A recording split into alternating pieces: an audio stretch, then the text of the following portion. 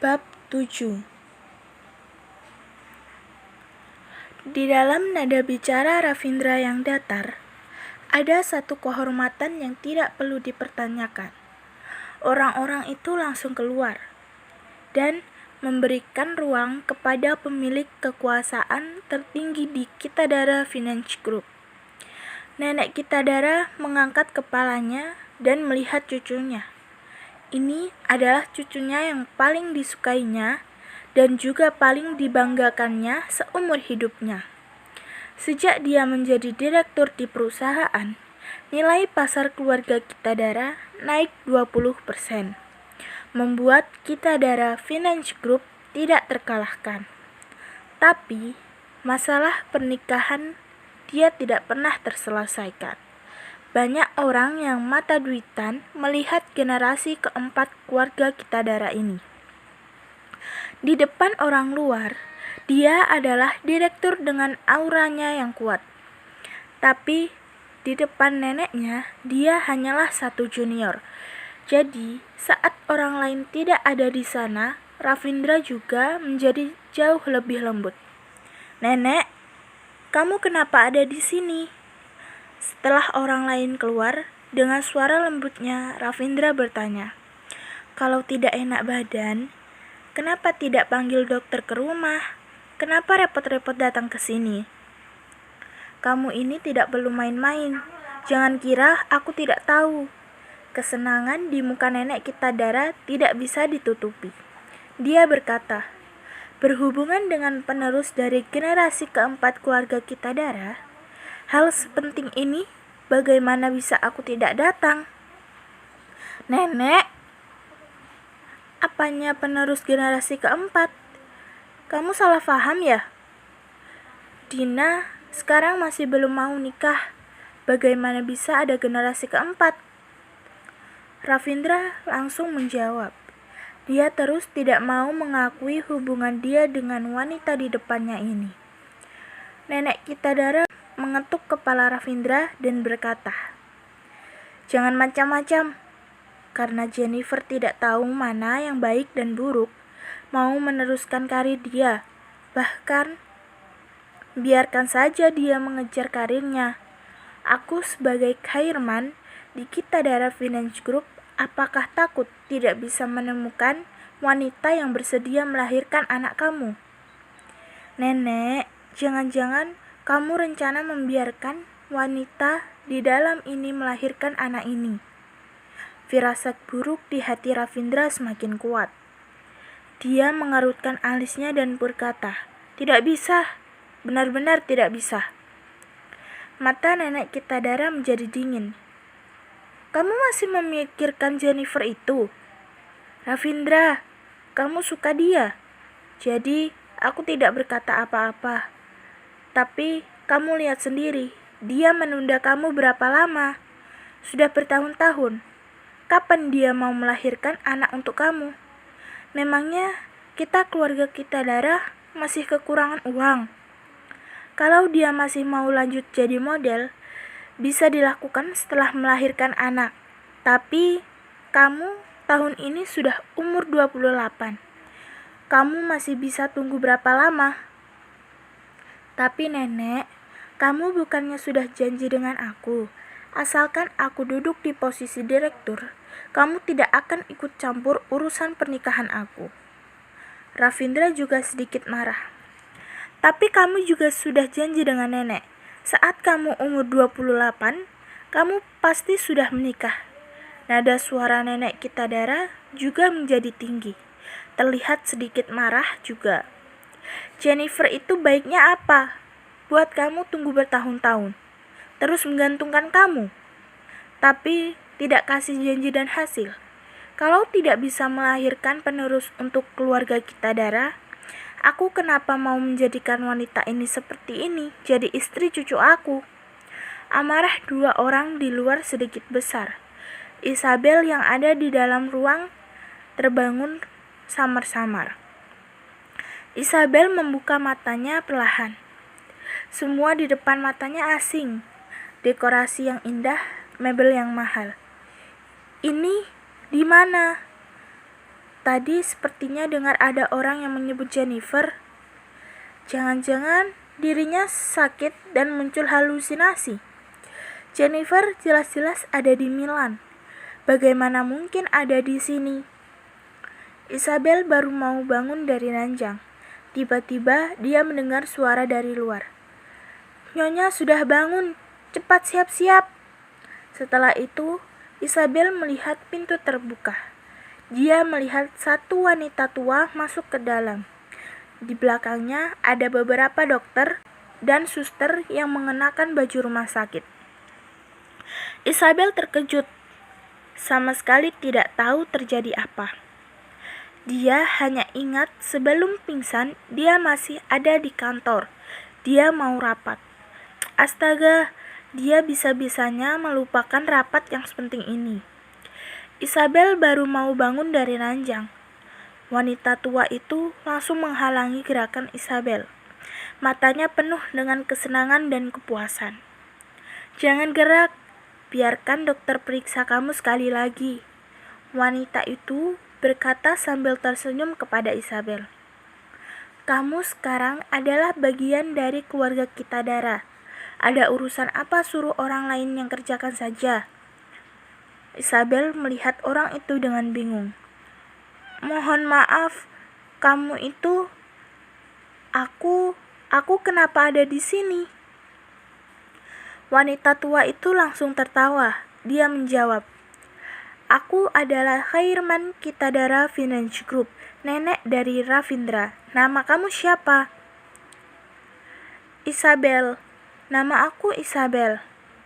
Isabel langsung menjawab, "Ibu Khairman, aku tidak sengaja. Aku benar-benar tidak tahu. Aku akan kembali ke kantor bekerja dengan baik. Tolong Ibu Khairman jangan pecat aku. Aku tidak akan berbuat salah lagi." Nenek Kitadara mengacungkan jari telunjuknya, meminta Isabel tidak bicara lagi. Isabel melihat nenek Kitadara dengan bingung, tidak tahu maksud dia. "Kamu istirahat dengan baik. Tenang saja, ada aku di sini. Tidak ada orang di kantor yang berani memecat kamu." Nenek Kitadara melihat muka Isabel. Matanya sangat puas. "Asal kamu melahirkan anak keluarga Kitadara ini dengan lancar, aku tidak akan memperlakukan kamu dengan tidak adil." Setelah selesai bicara, nenek Kitadara langsung pergi, meninggalkan Isabel di sana yang melamun kebingungan. Melahirkan anak ini? Anak dari mana?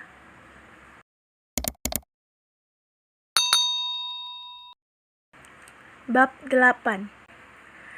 Di saat ini, dokter yang bertanggung jawab berkata kepada Isabel sambil tersenyum, "Nyonya tenang saja, anak di perut kamu sangat baik, sangat sehat." Muka Isabel langsung membiru, matanya membesar. Dia memegang tangan dokter yang sedang memeriksa nadinya. Suaranya juga sedikit gemetar. "Kamu bilang apa? Anak? Kamu bilang aku hamil?"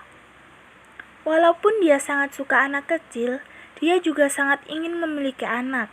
Tapi dia hanya berharap memiliki anak dari Andika. Anak ini tidak seharusnya ada. Dia mengira mimpi buruk sudah terlewati. Tapi siapa yang tahu ternyata kejadian semakin buruk. Tapi kenapa? Kenapa Tuhan sangat kejam seperti ini? Masih menarik dia kembali kenyataan itu, membuat dia merasakan hukuman lagi. Dan di saat ini, Ravindra di luar juga sudah mencapai puncak amarahnya. "Tidak bisa, Nenek, aku tidak akan menikah dengan dia." Ravindra sepertinya mau menggila. "Aku tidak akan menikah dengan wanita yang sama sekali tidak aku cintai." Nenek Kitadara melihat Ravindra dengan sedikit dingin. "Ravindra, lebih baik kamu pikir dengan jelas. Sekarang perusahaan sedang bekerja sama dengan perusahaan Korea. Tidak perlu berapa lama, direktur perusahaan itu dan istrinya akan datang ke sini. Dan yang paling mereka utamakan adalah konsep keluarga. Kalau mereka tahu kamu membuat satu wanita hamil dan meninggalkan wanita itu, menurut kamu, mereka akan melihat Kitadara Finance Group seperti apa? Saat mendengar ucapan neneknya, Ravindra sedikit menjadi tenang. Dia menyalakan sebatang rokok. Saat dia menghabiskan rokoknya, dia sudah menjadi tenang keseluruhan. Nenek Kitadara melihat emosi cucunya sudah stabil. Dia lanjut berkata, "Pendirian aku sangat jelas. Kamu harus menikah dengan dia dan bukan membiarkan dia melahirkan anaknya diam-diam dan meninggalkan mereka berdua. Perusahaan Korea itu akan menandatangani perjanjian 10 tahun dengan Kitadara Finance Group. Aku tidak akan membiarkan siapapun untuk merusak perjanjian kali ini.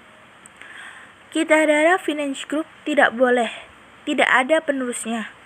Ravindra, kamu seharusnya tahu ada berapa paman kamu yang sangat menginginkan posisi direktur kamu.